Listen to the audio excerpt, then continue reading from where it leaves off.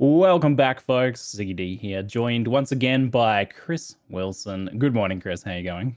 Hey, good, thanks. I really appreciate the opportunity to be here.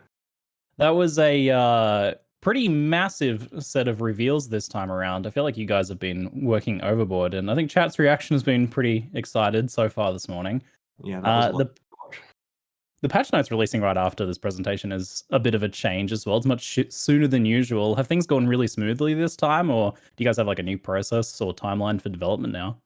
Yeah, we're trying to use the patch notes as a bit of a development aid. So previously what we'd have is people would make a lot of changes to Path of Exile, good and bad, and when it came down to actually explaining the changes to the players, in some cases we didn't actually have an explanation other than we feel like doing this change, which I feel is a perfectly valid way to change the game, but when you have to justify it later, it doesn't really hold water and doesn't make for a compelling explanation. So nowadays, we've taken to a process of actually identifying what are the problems we're going to solve. How would we describe that problem to the community? How would we summarize our solution to the community? And then work on the actual specifics of that. And so this has come across in the balance manifesto we posted. And also, it means a lot of the patch notes are ready early. And so we found that it helps a lot in the past. When we post patch notes, people start working on making their builds and so on. And so if we can get them out a few days before we normally do, that gives people an entire week to plan what they're doing in the league rather than just a couple of days. This is an experiment, though. It's taken a lot of work from a lot of people to get the patch notes ready for today, so I can't promise it all the time in the future, but hopefully it's something we can do. Do you think it'll give Path of Building a chance to update a little earlier as well? You guys have Everyone's wanting that right now. Yeah. Yeah, perfect. Because I think I'm going to need the extra time with the new mastery system and all of that. Seems like some pretty major changes is there. But we'll get into that in a second. Let's start off with Scourge. So in the intro to Scourge, one part really stood out to me. You said that a stranger asks you to implant this rusty device into your body, and then the character just does it without question.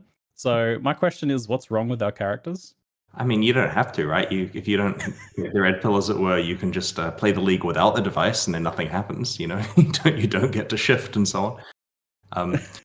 We were going for a bit of a shock moment there, where where the player's kind of expecting it to click nicely into the socket without any gore. So wait, does it like burst out blood or something when you do it? Is it like an operating procedure or something? Yeah, I mean, just imagine you're at some, dystopian future and you go to some body mod person for a cybernetic enhancement and they don't use any anesthetic and you're just getting it straight in. That's the kind of vibe we're going for here, is that there's no safety or hygiene going on with this operation. Yeah, I think like a zombie infested beach is not exactly a clean operating environment. Nice. So do the Scourge monsters drop normal loot or other unique loot as well? It's not clear in the video because I assume you guys have loot levels turned off like usual.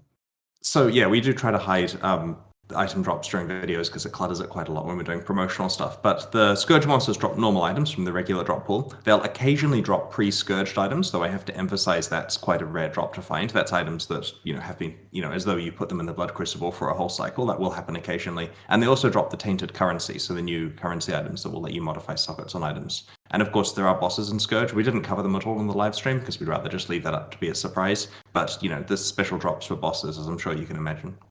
Spoilers. The item dropping, I'm sure people are going to ask about this, but what happens if items drop in the other dimension and you don't pick them up when they drop? So you can pick them up when they drop, but if you don't, then they're still there in the main world. And this is why the character is backtracked to where they were, because it means that you're going to have to play through the regular world version of that content just like you normally would, and the items that had dropped during the Scourge encounter are there for you to pick up. Now, maybe if you decide you're going to play Scourge in some place you've already played, then that might be an issue. But generally, in our testing, you're progressing forward through the area. And so you could just run forward when you're doing the Scourge encounter and pick the items up afterwards if you don't get a chance to grab them during it. I think that's important because usually whenever there's any sort of like timed aspect to something, in this case, the blood vial slowly emptying out, people might not necessarily want to loot during that time to maximize their killing and so on. How does party play work in Scourge? So the resource is shared among all the members in the party, and anyone can activate shifting into or out of Nightmare whenever the bar is at the right threshold. And this shifts everyone simultaneously. And you don't have to be the one that shifted into Nightmare to shift the party out of it. And then the other thing is, if someone dies while shifted, it costs a big chunk of the blood resource for everyone else. So basically, if your party are failing hard, you're going to get shifted out of it a lot earlier. So it's a shared bod pool, but I guess it doesn't really like increase your total because everyone's spending their own rough amount. So it's the same amount of time you'd spend in solo then. Yeah, exactly. You'll get the chance to shift far more frequently because of the fact that you've got a bunch of people in your party. True.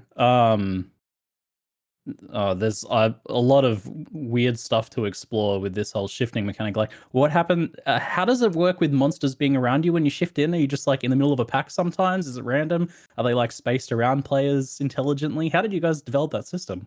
Well, this was an interesting one because we wanted to create the feeling of an alternate reality where there was a demon invasion going on. So, like Delirium is adding monsters, but of course we still had to deal with the monsters that are in the current area. And I think players will find a good compromise where there's plenty of new stuff to fight, but of course it's not switching completely between two completely different realities as such. You do have an overlay of the monsters.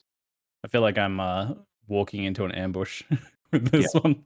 It's worth noting as well that the enemies around you are knocked back and stunned at the point that you do the shift, so you do have a moment of reprieve from them.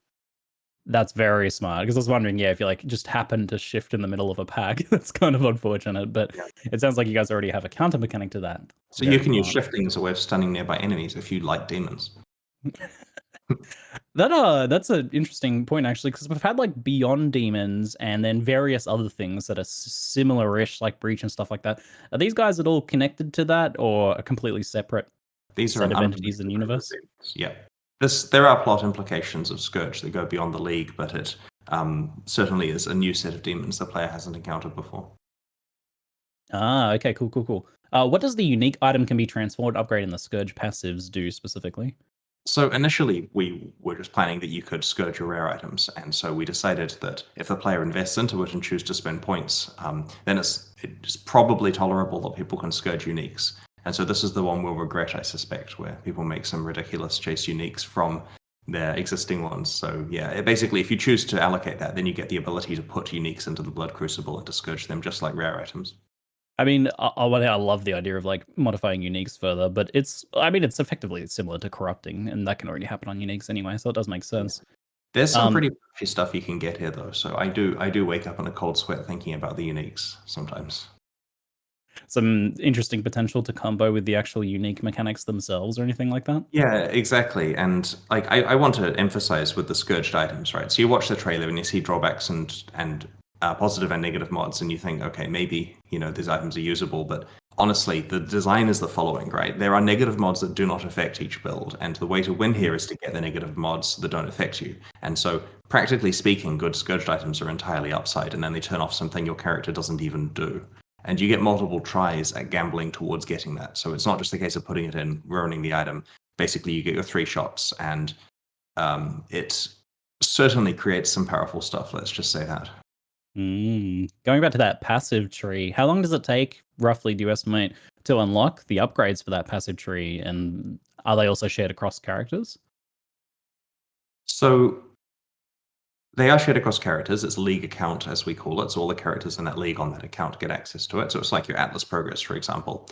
And you can generally unlock a lot of the passives on your first playthrough, right? It's not designed to take a mega grind to get what you need. But to unlock absolutely everything is possible. It's just going to take quite a while, right? Like obviously some players who play a lot will finish that within the league, but honestly, it's optional to specialize in literally all the things. You'll find some playstyle that suits what you're doing, and then your friend can make the other types of items that you're not making. Are there any that you would necessarily want to turn off, and can they be turned off, or are they all just good anyway? You're pretty sure they all are pure upside. I mean, for example, there's one that says that when it transforms an item, it'll exalt a mod it has a chance of exalting the mod onto an empty slot. There might be some absolute niche case where you don't want something added to that slot, but I honestly can't think of it, right? Like it's corrupted, so you're not crafting it any further. Like any mastercrafts and stuff, you've already had a chance to apply. So, unless we're adding like corrupted exalts or something like that in the future, this is entirely upside. Uh-oh. On that note, the Painted exalted orb would be the name of that item, but I don't think that's happening. Oh no. Do the tainted socket currencies have the same odds of rolling sockets and links as regular jewels and fusings, or are they an improved rate? They have exactly the same odds as the regular ones. Are they as common or more or less common than the drops wise? Different. They drop from Scourge monsters, so they're more common from those monsters, obviously, but then you're not spending all day fighting. Well, maybe you are spending all day fighting Scourge monsters if you're playing properly. There's no recipe to make these. Like, it's worth noting, a lot of existing items in the economy do come from vendor recipes. Like, we were looking at the Yeah. math of divine orbs recently, and that's nuts. There's some sixlings getting traded in there. So it's also worth noting that the bosses drop a large chunk of the tainted orbs from Scourge, right? Like, if you're wanting to farm them, look for the bosses, kill those. And it's also worth noting that these are not meant to replace the crafting bench's Val recipes, right? Just to heavily augment it and to provide a much more convenient way of quickly changing some stuff on your items and to prevent you having to like stock up on tons of Val orbs. But that's still a viable way of changing sockets. And the cheapest way of changing sockets is to do it before you corrupt the item, obviously. Absolutely. So on the item scourging, how long does it take to scourge an item roughly? Like one map, multiple maps worth of demon slaying? This depends a little bit on what Crucible passives you've allocated, because of course some of them will speed up the process with certain types of items, and you might decide to instead get better items and have the process go a bit more slowly. It also depends on where you are in the game, because obviously you're killing monsters faster potentially towards the end game due to the increased monster density that we've got in higher acts and maps, and also because your build kind of comes into its own. It also matters what tier of scourging you're going for. It's designed so the first tier of scourging is quite easy, and the remaining ones, which are kind of icing on the cake to get the good mods or to fix unlucky outcomes, certainly take a lot longer. Like, that's a choice that you have to make to do those ones.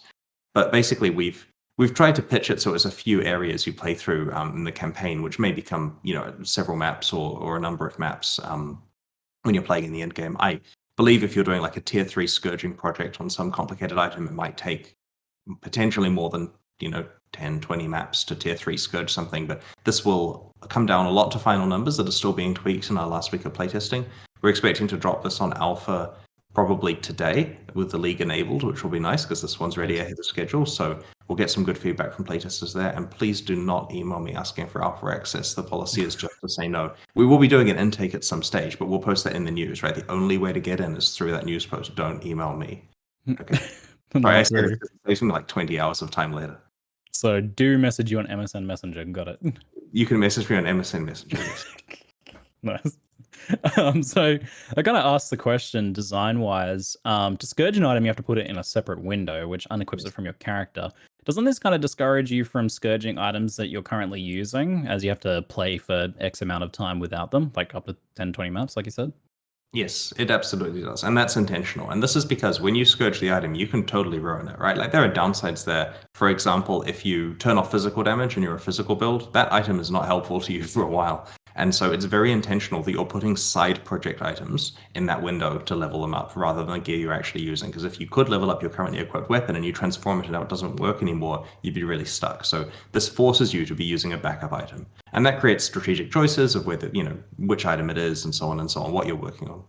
It's a little bit different to regular viling and temple corrupting, where people are often taking the chest armor off their character and then disappearing it or something like that. But I guess in this case, the item doesn't really ever disappear. There's not like that sort of outcome here, unless, say, it disappears for your character because the mod is terrible for you. You can always trade it, right? Like, if you find this item, like you're working on something that turns off physical damage and your particular build is a physical damage build, but there might be some elemental version of your build which doesn't care, then you could easily trade that, potentially, if you got a good upside. Nice. I saw that there was scourging multiple items at once as an option, both the slot for a map and also you can unlock additional slot. Does it take longer if you have more items in there? Like, is the corruption split between them, or is each one its own independent thing and there's no like loss for scourging multiple items at once? It has no downside, so that's pure ability to work on multiple projects at once. This is helpful, of course, if you're trying to do a tier 3 Scourge that's going to take a while, or maybe you're trying to like bake a map to like 10 or something like that. Then you get the ability to work on other stuff at the same time. Awesome. We have a few questions from the community as well on this topic now. So how quick during leveling will transforming happening, like to make sure that the item stays relevant effectively, like it's going to be ready in the next zone or something? We do care about relevance here. So, I mean, it's an area too, right? Like, it depends how much scourging you're doing in various other bits and pieces, but it's not taking you too long. And it's worth noting that if the item is improved, then the punchiness from that is going to certainly outweigh the fact it's a couple of levels under D at most. The next question is kind of roughly in the area of like timed content and it driving people to certain builds with things like Breach and Legion, or especially like Legion 4-ways and 5-way battles and things like that. Should that be expected with Scourge League? How do you guys consider that when designing a league that has some kind of a pseudo timer?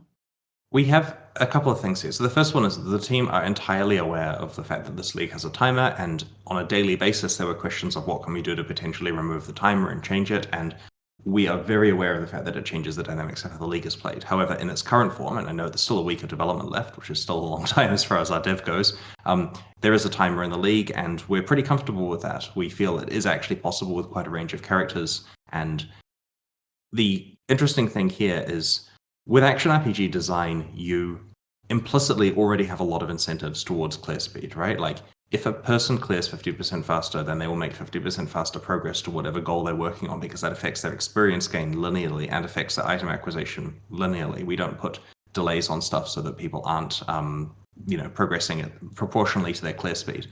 So there are already incentives for clear speed. If you make a character that's terrible at clearing and does really badly in a timer league, you're still going to have a generally terrible experience in that league anyway.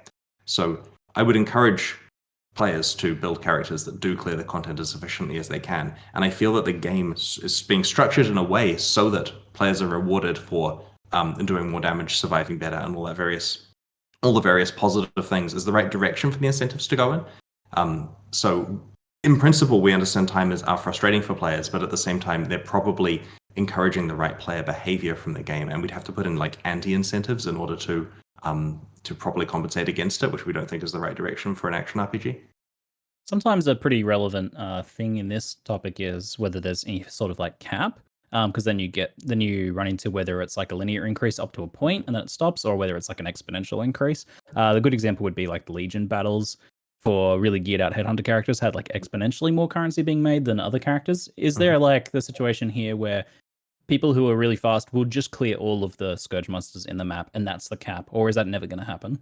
It's unlikely to. You don't get to spend too long in Scourge. There's a lot of monsters you don't get the ability to kill, and it is bottlenecked by the amount of blood you can get from the monsters in the main area.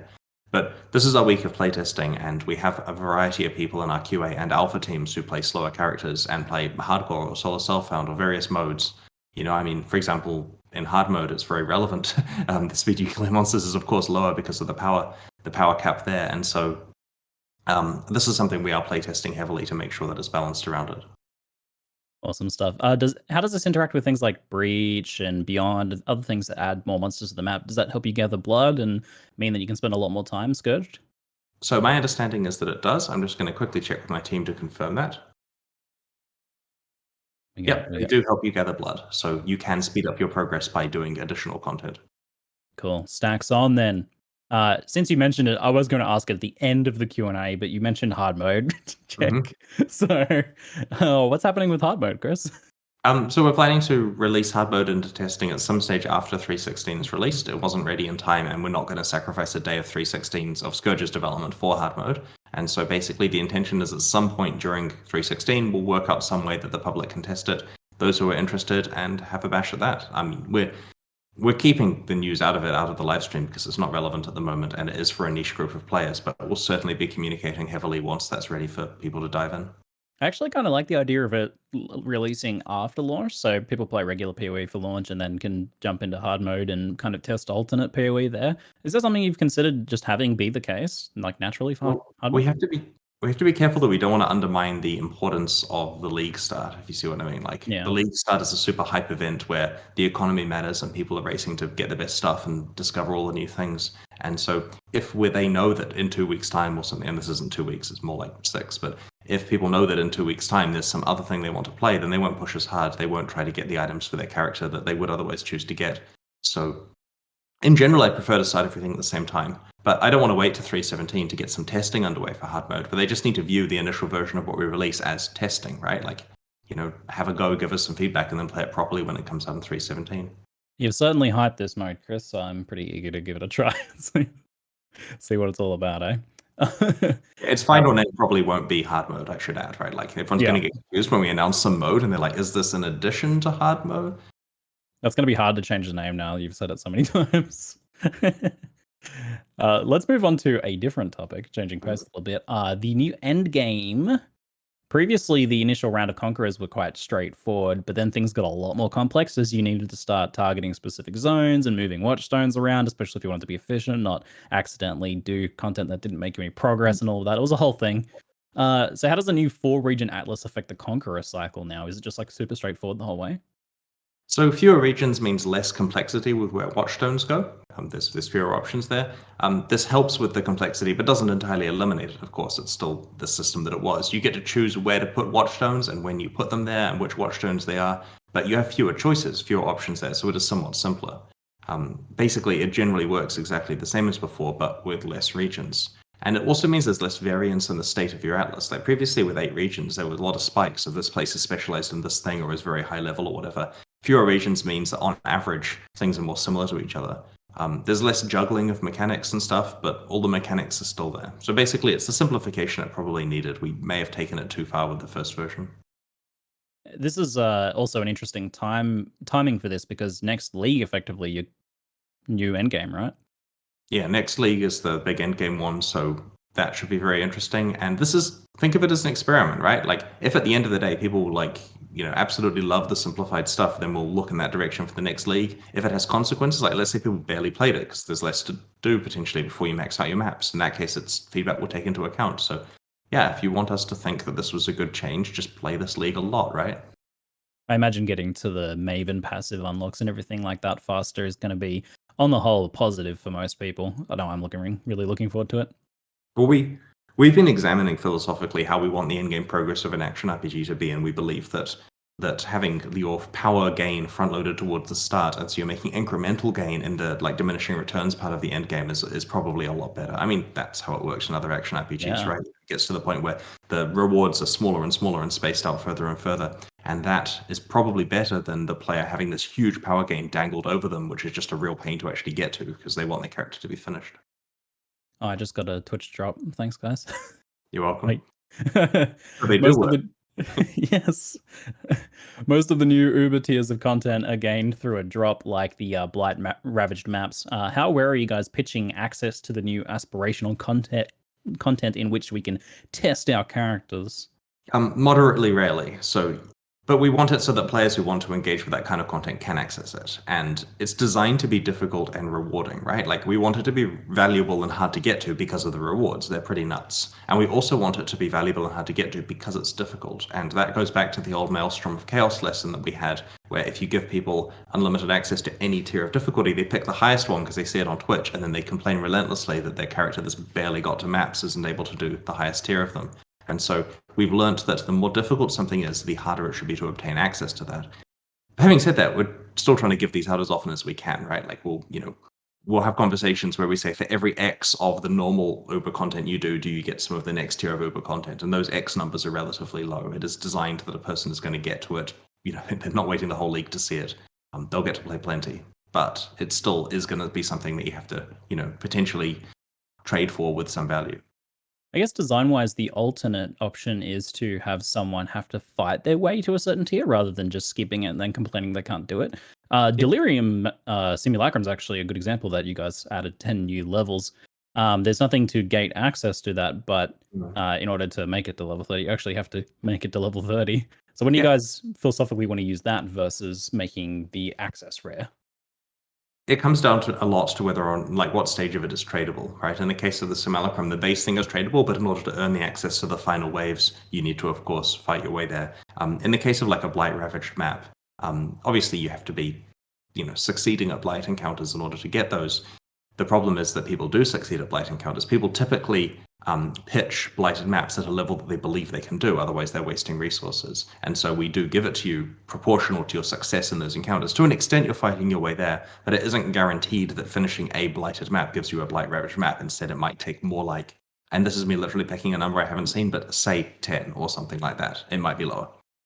This one might be a detail you don't know offhand, but where do you gain access to Blight Ravaged maps? Like early level is possible for them to drop, or only high level? My understanding is it's just higher tiers, but I'm going to be told in a few seconds what tier that is. I'm thinking 14 based on some memory from a past life. Yeah, tier 14 plus. Nice. Okay, cool. I like that. That's fun. Tier 14 plus Blight maps are fun. Delve specific mods can now drop fractured and locked in place, which I love, having recently gone through crafting a Spectre chest. Is that always the case, or can they still drop as non-fractured versions too? It's very rare for them to drop as fractured ones. I should emphasize, like, as you've seen, fractured ones are nuts, right? If you can lock on that +1 scepter thing, regardless of what you do with the item, you can have your specters. And so it's very valuable. This is a slim possibility of aspirational reward you can get from that content. It is not dropping like candy. No one really expected it to be anyway, right? I actually kind of like that because it means that on the market there'll be cheap Spectre chests that are terrible, like just the Spectre mod, and everything else is complete garbage. And then there will be the ones you can craft that are god tier. Right. It's like the grasping mail situation. People were doing complicated things with grasping mails in order to get fractured mods on them and so on, and we provided an alternate way to achieve that now. But it still requires a bunch of work. Like, the intention is that fractured mods are, to some extent, kind of the pinnacle of crafting reward because you just get a guaranteed thing that you know you can plan around, whereas there's so much RNG in the rest of the game. So they're not going to be ever easy to get. I quite like those rewards, those fractured item drops as exciting, like you said, as aspirational rewards for the high-end content. Speaking of the rewards, there's the Ulnatal's Vow, which is obviously a drop for the Uber Ulnatal. Yes. But there is probably not enough uniques in your revealed amount of uniques to be a drop for each of the Uber Breach Lords. So what sort of rewards do they get? Is it planned that they'll get stuff in the future? What's kind of the deal there? So my understanding is that the Uber areas don't all necessarily have their own new custom rewards. They can, in some cases, give much better chances of existing ones. I'm just checking with the team. So Mark clarifies that the Ulnatal's Vow can drop from each of them. It's not just Ulnatal. Like, to some extent, this is the case of the designers saying, let's put an amulet on the Breach Lords, and someone saying, Ulnatal, he's a Breach Lord, let's give it that name. And it's not really cohesively seeing how it communicates to the players. But yes, all of them may drop his Vow. Not to critique the unique designers, but why is the Ulnatal amulet purple? That was really confusing because when I was making my video, I was like, wait, I thought that was a Triula unique because it was purple. That's a great question, and this will come up in someone's performance review. No, I'm just kidding. Oh no, what have I done? Oops. There's been a couple of other Scourge questions, just to rewind a little bit, from chat that I thought were pretty good. Can you Scourge other item bases like jewels and flasks and weird stuff like that? Or is it just kind of basic gear? I believe it's equipable equipment, not flasks, and that includes uniques and maps. Can someone clarify on my team, please? Yeah, jewels would be the interesting question then, because those are like kind of equipable, I guess. QA team scrambles to make sure it's like, not jewels and flasks. Not jewels and flasks, got it. Awesome. There was something else, but I've forgotten it, so maybe we'll come back to it. Back on the passive skill tree this time, can the new passive masteries be changed at will after being allocated? So they get respec like any other allocated skill because they're allocated like any other allocated skill. It's just that they appear once you've allocated a notable. So you path to the notable, put a point in it, and then you can put a point in the mastery, choose which one it is. And if you want to respec it, you just respec it, then you respec the notable and pull out of the whole cluster if you want to. Okay, cool. And just to be clear, getting multiple notables in a cluster that have more than one doesn't give more masteries. It's one per cluster, right? Yes. The first notable in each cluster will unlock the mastery. And for clarity here, I hope it was obvious from the explanation in the video, but Fire Mastery, for example, has a bunch of options. You can get many of those options by just allocating multiple clusters and pick a notable in each one. Awesome. I really love this system. Super excited about playing with it. If you anoint a notable, then, especially relevant because you guys revealed an amulet that lets you anoint 4 anointed notables, does that give you a mastery point as well? No, you must actually physically allocate a notable on the tree to unlock the mastery that's near it. Damn. Thought I got you with that one. Does this new system make it easy to expand and change the tree more in the future now as well? Well, there's a few consequences. It means that we don't have to worry about where we scroll away niche stats. Like previously, if there's something we wanted to add to the tree, we'd have to pick a place for it. And that means that all the builds that want that now have to involve that place, which takes away from what they're currently doing. It also gives us these lists we can put stuff on, right? Like, a plausible content update in the future could be that we've added a thing to every mastery and find a new cool thing for it to do. And that's an easy place for us to put stuff that doesn't really disrupt builds and so on. Because one thing we've learned with Path of Exile is people want options for making their builds different with each league, but they don't necessarily want everything they've learned to be thrown in the garbage. Right? If the build guides are entirely outdated and it's a fresh start of learning the game again, there's people who are like, I'll skip this one, I'll wait for a build guide next time. And so having everything feel familiar is actually very important. And that's why with the tree update here, it's still really the same tree. We spaced it out, gave it a cosmetic coat of paint, put some masteries in there, and powered up the non-mastery passives a bit, but stuff's broadly in the same place as it was before. And that means players will be able to come in and do basically the same build as before, they just have a lot more flexibility, and the second version of their character might be more powerful. It looks and feels, just from seeing it, really different though. Like, not like you said in terms of layout, but this seems like a pretty big fundamental change to our character building process now. This mastery system opens up a lot more flexibility over where we go and things like that now too.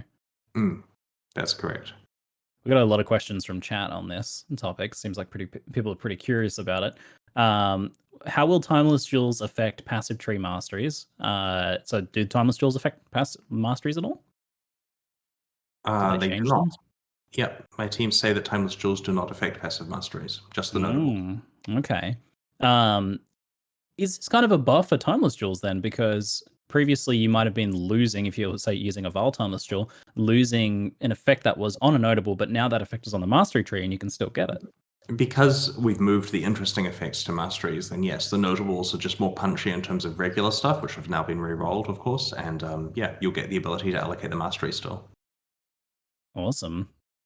A little bit of a buff there, it seems. It's worth noting as well, with the spreading out of the tree that we've done, we've adjusted radiuses of all the relevant jewels and so on, so that it's obviously not a nerf to those.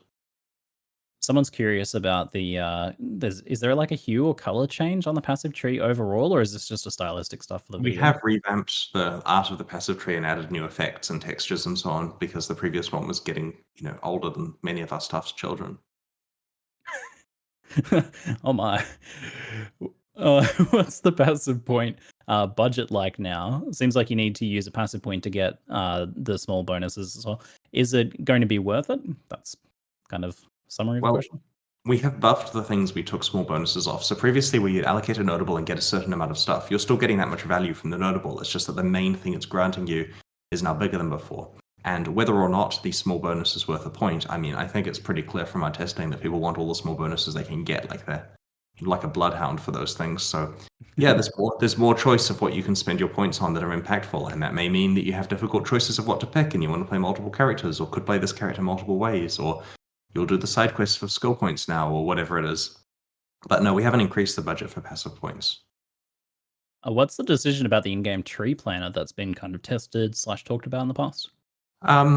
We haven't included it yet. It could be done.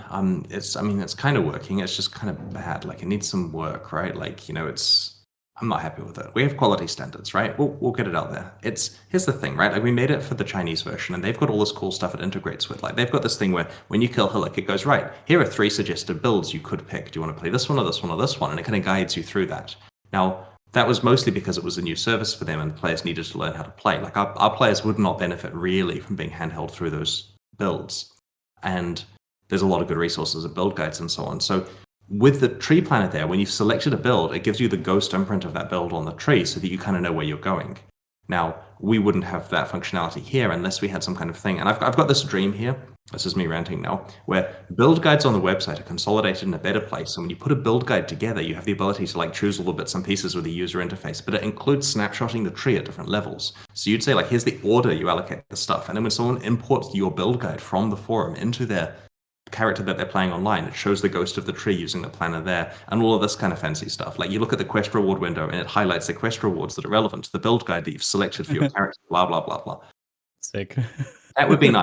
However, because we have this grand idea of doing that one day, we haven't just turned on the thing we made a while ago. I like the way that the developers who would have to implement this are sending me messages now.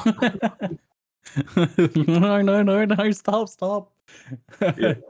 That's just me thinking of cool things we could do, which, we have plenty of cool things. But that's the reason why we haven't turned on the passive planner. Got it. Yeah, it's like you've painted a picture and we're all like, oh, it's really cool. We think it's cool. We're going to put it up in our living room. You're like, I think I can do a much better picture. All right, then. Let's move on to skills. Does Temporal Rift with Cast on Death work to save your character? Sorry, could you repeat that? I was distracted by people freaking out. So as soon as we saw Temporal Rift, it's like, Cast on Death. It rewinds time. Does it work? Okay, we've got a clarification from the team. It's a reservation effect, so it cannot be triggered. Yeah. Shredded. Awesome. So the new the new link supports cause both link characters to die when one does, and they can be upgraded via passive masteries to allow linking minions. If minions die, does that also kill the linked host? So to clarify, it doesn't cause both people to die when one does. It causes the caster of the link to die when the target dies. So you want to help your friend. If he dies, that screws you over. You can't help him and then kill yourself, right? Like, it's not used for grieving.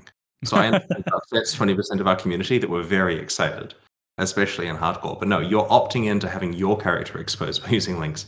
Anyway, the minion question. Yes, if your minion dies, then you also die. But that's why it's not a default behavior, because otherwise someone's going to misclick and target a minion, and then the minion dies, because they like to die, serving their master and all. So yeah, you have to specifically choose to opt in to being able to target minions, and then it's your responsibility what you click on.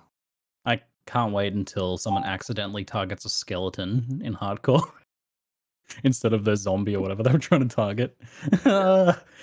I guess that also prevents the fact that it only is one-way mutual killing. It prevents a situation where one person dying in the party wipes out the entire six-man party due to a chain reaction of death. Yeah, it'll just be that when someone dies in the party, the support character gets killed as well, and that's how it works now. That's much more reasonable, but at the same time, it would have been kind of hilarious to see.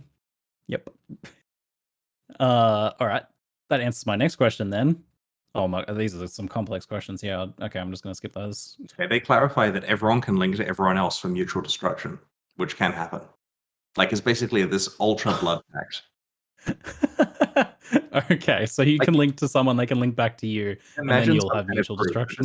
Imagine you play group found, and your goal is to link to everyone in a giant grid, so that if one party member dies, the whole party's wiped out and the hardcore run ends.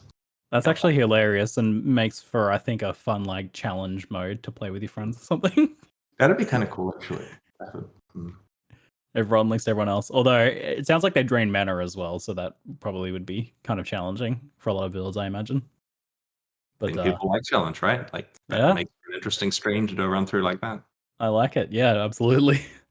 So with the rebalance of curse and aura stacking, but the introduction of powerful but active and limited support skills like these new link skills, where do you guys hope to see support characters in terms of power? What's the end goal there?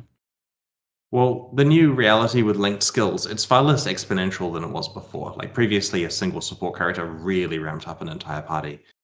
Having said that, it's still a big boost in power. Like, if you're playing in a party, one of your party members using link skills will definitely benefit what you're doing. They'll contribute far more than, a fourth character cycloning or whatever's going on with your friend group. You also get to best choose who benefits from each type of link, right? Like, it's far more interesting than jamming all the auras on and running into the middle. You're specifically saying, I want to protect you and trigger spells from your location and so on. And it's worth noting we have 3 more link skills that are ready to go that we haven't revealed yet because teasers. Based on the recent manifestos, people have been calculating the damage over time builds and coming up with lower damage numbers when they factor in the changes to elemental equilibrium or loss, as well as overload. Was this the intention for these builds to effectively be nerfed, or is there more damage now to be picked up elsewhere that hasn't been revealed yet? You can get additional damage on the passive tree, the masteries, and items. So where do you guys kind of pitch the math then? I have to imagine you've run the calculations that builds are going to be roughly the same, a bit higher, a bit lower.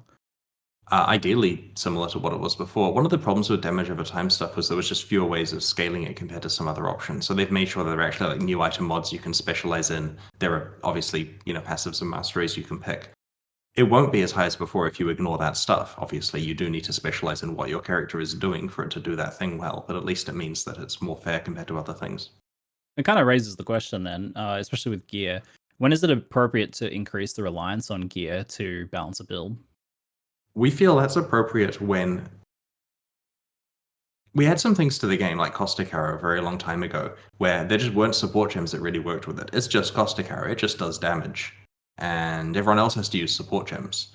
And that's the kind of case there where we see something like that. And to some extent, damage over time was a bit like it, where it isn't as supportable as the rest of the game. And that's the case where we feel it can go on gear, so those people have an option to actually invest in doing what they should be doing.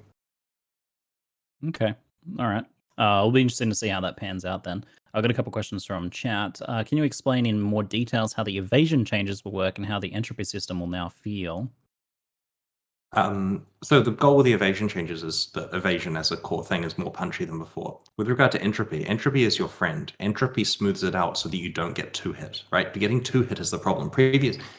No one really ever gets one hit, right? They do have enough survivability. The problem is quick successive damage. And so previously, before entropy existed, you'd unluckily get hit. Fair enough, you can deal it. Then you die because the second one comes in. With a new one, entropy guarantees that will be spaced out. And so that helps evasion characters a lot. Whenever we see people asking for entropy to be removed, we wonder what's going on there because this is a de-RNGing thing that smooths things out substantially and reduces, it substantially reduces the chance you're going to have the second hit come in to kill you before you get a chance to react to the first and heal yourself. With the evasion changes, though, characters using evasion by actually just putting evasion pieces on will have a lot better time than they previously did. We understand a few characters were stacking dodge to combine with it. This was too powerful, and people said to us, we want Path of Exile's defenses to be sorted out. And we evaluated it, and we saw that the vast majority of players were really struggling to get the defenses they needed. And some players were totally fine with various niche bits and pieces, like, using dodge, stacking with evasion, and having blind at the same time. And so in order to make it so that all the defensive options were good, we had to look at the outliers and sort them out. Because if we kept those working exactly how they did before and increased everything else, we'd have some immortal characters and everyone would have to play that. And so we've tried to improve it for 85% of players, and the few percent that were using things that were slightly above the curve had no major survivability problems before. So yeah, it sucks to describe any form of nerf, but this is intended to be an expansion almost entirely full of buffs, and we do believe that situation is better for almost everyone than it was in the past. It's worth noting, I guess, now that acrobatics has changed, block is more of an option for evasion builds too, because there's not that block penalty anymore to contend with. Which we believe people will. Once people try building their characters around the new defensive stuff, they'll have a great time. Like, it's easy to look at how the character was built before and say, I am hurt in some manner because it's my old thing, which is now the wrong shape for the whole, is incorrect. But when you actually look at the shape of the whole and build something right for it, it's quite defensive. Got it. Does the new tornado ability gain speed on projectile bonuses or anything like that? My understanding is that hitting it with projectiles will cause it to deal extra damage based on how much damage you dealt with those projectiles of that damage type. Rory clarifies it gains speed as it levels, so you do get benefits there, and of course you can support it and all that kind of jazz. Yeah, I think basically the question is because it looks awesome, but it's like maybe a bit too slow, is what people are noting from the video, which is the same thing I felt when I first saw it as well. It starts slow, so you can hit it before speeding up when you first cast. Okay. Seems like it might be more of a boss killer in that regard then, rather than a clearing skill. Can you specify what things can get reverted in time? For example, souls from bar skills, combat buffs, skill cooldowns, or is it just HP and mana? It's HP, mana, energy shield, and player position. It is very interesting to consider adding more to that list. There will be people crying at the very thought of that because it has implications to revert other things like charges and souls and so on.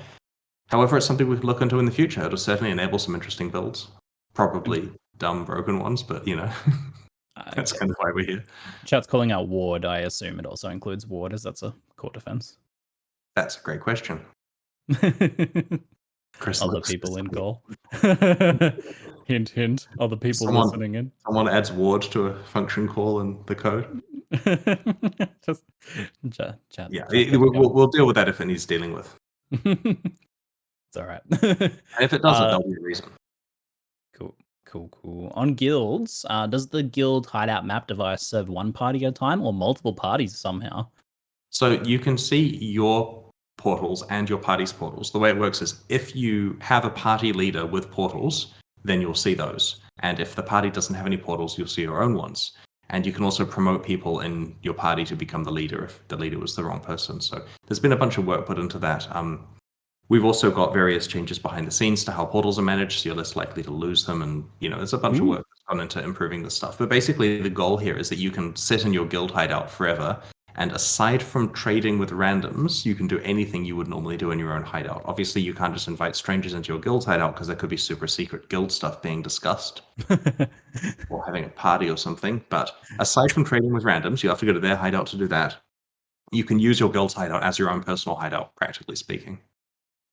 I'm super impressed with the portals working based on parties, so multiple people can use the same map device. I did not expect that at all. The since you brought up the trading thing, though, it really like raises the question once again about whether you guys are still considering cross-instance trading. At this stage, we're not going to change the trading system to allow cross-instance trading. It's a major re-architecture, and I don't think it's worth it. All right, fair enough. Will there be additional guild slots available now that people will want to join guilds? It's kind of funny because when we looked into guild slots, the conclusion we have is we will not reduce them at this stage. Now that may seem like a counter argument, but the thing is, when you join Path of Exile, it tells you the status of all of your guild members and all of your friends, and various information gets sent around. And when you've got a maxed out guild and a maxed out friends list and all of this kind of stuff, there's a lot of data. Like whichever router that's going through kind of groans at the 8 kilobytes of data in that one packet, basically, and things get unhappy. When we do simulation of heavily guilded, heavily friended users all being incredibly active, because of course most users aren't, but when we do the simulation, the realm has poor stability. And so we believe that this will be fine at current settings. But the reason why we kept it and the reason why we're not improving it is because things get exponentially worse, especially given the more people will be in guilds now after these changes. So we're going to obviously try to improve this, like we want bigger guilds and so on. But it's not going to be quite the same as other games where you just make the biggest guild in the entire world that has half the server on it. Like I get that streamers have huge communities and so on, and they kind of can't be guilded here. It's more for groups of close friends. And we're still allowing hundreds of people in guilds, I believe. What is the cap? What is the cap now? I don't know. Whatever it is, it's probably not changing for a little while. But ideally, we'd like to. It's just that we're very aware of the fact that this is the kind of thing that causes problems on launch day. So we'll try to avoid problems on launch day this time around. Will people be able to contribute points to the guild leader to get upgrades for hideouts and stash tabs? Yeah, it's exactly the same system that's been there for a long time. Basically, you can give points to the guild and it can spend those. So previously, it had the ability to buy slots and regular stash tabs. Now it has the ability to buy hideouts, the microtransaction versions of decorations if you want any, and all the new types of stash tabs. See, I didn't even know that was an option because it's like barely touching the guild system before. It actually seems really appealing now, so well done. Thank you. Yeah, it's a lot of fun. Like previously, it was just so sad that the guilds didn't support the nice stash tabs, right? Because I mean, you had some boring storage and you couldn't control click and control out, and when server stability issues were happening, you lose items, and a lot of that stuff's a lot better now. Awesome. Can we have an option to load into our hideout or guild hideout instead of town now? Probably not. We still like the idea of you actually going into a central part of Ray class. I mean, people cynically say it so that we can sell microtransactions. And I get if you've got a guild hideout, then, maybe you can see the microtransactions for your friends and stuff. But for the time being, we'd like it so people continue to load into towns. All right. Can we enter guild hideouts if we play solo self-found? Are the guild hideouts cross-league? I'm completely blanking. I don't know. Whatever the current... I'm going to check in on that to make sure it's done correctly. We can come back to that in a second then. These are some more questions from chat. There's a clarification from one of our devs. In a party, the guild map device will show your party leader's portals, but not your own. So if there are party leaders' portals, then you'll see those, but you won't see your own ones if you're in a guild. I don't understand. Okay, I'm sure other people do. It's been well thought out and well tested. It should be fine. And if there's problems with it, just let us know. I trust you. That's how I feel about this feature. It's complicated. Okay. Question mark. When will the guild stash tabs get added? Can you add them early so that we can set them up before League starts? Someone asks. We do have to add them at League launch, and that's because we did an insane amount of re-engineering to make this guild stash stuff work better. Like, the control clicking stuff was a real pain, but that's in there now. All right. Is there a maximum number of players allowed in the guild hideout, and will it lag with too many? I'm guessing that's just the cap of the actual guild. Yeah, my understanding is that it caps at something like 24, if someone can clarify. Maybe there's a hard cap at 32 and a soft cap at 24 like towns, but you can get multiple instances of the guild hideout, I believe. 32 per shard, and I'm pretty sure you get multiple copies of it. Now, this does mean that if you were going to potentially want to have a 200-person guild meeting, you kind of have to do that over Discord or something, and you're kind of all in different versions of the hideout, and you can pretend that you're seeing your guild leader talk. But practically speaking, you'll be around guild members in your hideout whenever you're there, and it's very rare for a guild to have 32 people concurrently in their hideout at the same time during regular gameplay. Like, it's going to be one shard unless you're having some crazy meeting, and then there's people everywhere anyway. Plus, imagine 32 players decked out of microtransactions and stuff. It's going to have some memory requirements and affect performance if it's higher than that. And, the same reason we didn't turn microtransactions on in Royale. Are there any, we're moving into some kind of miscellaneous mixed questions now, so hold on to your hats. Are there any changes coming for Harvest? Got some minor stuff. I mean, not what players want, but we're nerfing Blister Lords, though that's not in the patch notes because it's not done yet. So we're intending to nerf Blister Lords if we remember by next weekend. And we're combining the Alch and Chaos recipes together. So the ones that will either Alch an item and do an effect or Chaos it are just going to be the same thing now. Nice and versatile. Nice. That's a good change. What's happening with Royale? You mentioned the Twitch Rivals, but for the regular Royale running, any plans?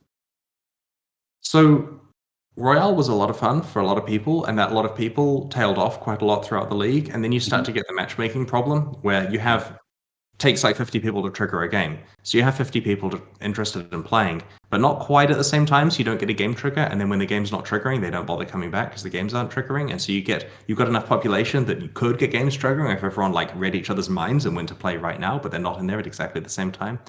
And so it was hard for games to trigger in the latter half of the league. And I mean, I appreciate that this is probably because people would happily be playing the main game and enjoying whatever they're doing in Expedition rather than wanting to play Royale at that exact moment.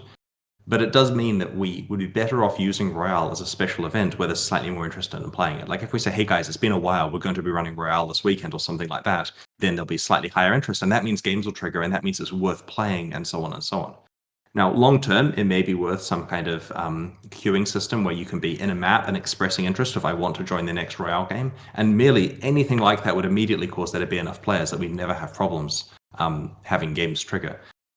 But for the time being, the intention is to have Royale available as special events. It does take a fair amount of development work to make changes to it. We, as you see, have been quite busy putting stuff in the real game, and we feel that's a good place to improve. So yeah, Royale's probably not going to be enabled on a weekendly basis for a while, but we are running this cool Twitch event with the secret boss spawn stuff that should be interesting, and we'll bring it back for special events in the future. I love Royale, I love playing it, I love casting it, but I did run into the same issue where even like getting my community behind it, took like 20 minutes to get games started. So I have to concur that the idea of running it at specific times so that everyone's concentrated their focus on that time so that games happen quickly seems like the best approach there. A major campaign rebalance was started with Act 1 last expansion, but not mentioned this time. What's happening with that? So we had too much homework, so we didn't get time to work on that. Basically, the community gave us a lot of bits and pieces to work on, so we worked on those, and we'll continue with the rebalance later. And it's worth noting that basically what we're doing is getting the monsters to a normalized level of challenge and making sure they have good abilities and that kind of stuff. So it isn't meant to be making the game dramatically harder, just making it more consistent in terms of difficulty. And so the intention is to carry on with Acts 2 through 7 when we get time later. That's getting really cranky at me because I'm not asking the questions in the order that they want me to ask me. Look, I have that on my question list already. You guys, calm down. Just wait a second, okay? But I'll tell you what, I'll ask it now. People want to know about Ultimatum. Is there any news? No news at this stage. There you go, Chad. You happy? Okay, very good. You liked that one then. Destroyed. Will my map device unlocks be available via the guild hideout? My understanding is that they will be, but I'm going to wait for people to clarify that. The team are wanting me to spoil that we're intending to bring Ultimatum back to core in 3.17, but I don't know if I want to spoil that, right? We maybe leave that one as a surprise. I mean, yeah, don't spoil that. Don't mention it. Probably best not to mention it. Some people would like to know if the South African servers will be staying because they've been having a great time playing on the test server. Oh, that's really good to hear. Well, we don't like to turn stuff off arbitrarily, so if it's going well, I'll check with the technical team and have a chat with them. It's kind of sad that the meme dives left us so long, right? Like it's been, the monthly emails about South African servers are finally over, and I just feel like it's the end of an era, right? Like, like my 30s was the period of people complaining about South African servers. You break your life down in that. Bex is telling me to behave. Okay, so Reese clarifies that map device crafts you have unlocked can be used at the guild map device, but they are not shared. All right. Bex has given me the 5 minutes, so let's go quick. Any updates on colorblind support for sockets? So we have 2 new socket options available. We have small notches, which is smaller than the ones that we demoed in the community post, and we have large patterns. And so you can, by default, you do not see these, because that way, while the non-colorblind users were not complaining about having notches, we decided that we may as well give them, no change if they don't want to change. So by default, no change, and you can turn on small notches for people who just want a hint as to which socket it is, or large patterns for people who want to, at a glance, be able to see easily which one it is. And I should note, there's this bike shedding feedback with the small notches one, where the blue one has a notch pointing upwards, and that's covered by the link. And everyone who sees it says, you don't realize that you can't see the notch if there's a link going upwards. And it's just the most common thing, as though we haven't thought of that. But we also all notice that, but it doesn't matter, because if there's no notch going left or right, then the notch has to be going up. So those are, anyway. So that was great. But we have these socket colorblind options available, and as we experiment with further colorblindness stuff in the future, we'll put it in those options. All right, rapid firing. How mobility creep been addressed in builds? Skills that cause you to be rigid in place. I've always felt worse to use than mobile skills or skills with very low action time, due to the nature of needing to stay on the move while fighting monsters. So what's the question here? Sorry. I'm a little confused as well, but it sounds like any thoughts on mobility? We're dropping the patch notes in a few minutes, so if there are changes there that I'm unaware of, you'll see them in the patch notes, but I don't think it's specifically addressed. We've tried very hard to talk about most of the balance changes and improvements we're making in advance this time. Alpha's just been enabled for the alpha testers, so enjoy that. Very timely. People will be playing Scourge in 5 minutes. Ziggy, please show console some love. I'm not a developer. And ask, when will console get bind to move key functionality? I'll make sure that the console team is aware of that request. All right, very good. How does Elemental Overload work with VAR skills? That's a good question. Right, I need my team to answer that one, unfortunately. It's not something I know. Yeah, whether they're counted as a different skill or not might affect their use with Elemental Overload. Any PoE2 news, just quickly? We have nothing more to share on Path of Exile 2. We're waiting until we've got a big, impactful pile of stuff. Probably next year is the next time we'll share a big pile of PoE2 stuff, but things are looking real good. Awesome. Okay, so Rory clarifies that it does count as a different skill, yes. Okay, so it won't gain the damage buff from Elemental Overload then. Worth considering. Oof. Okay, there's like a bunch of questions about, is it a telescope behind you, Chris? What is it?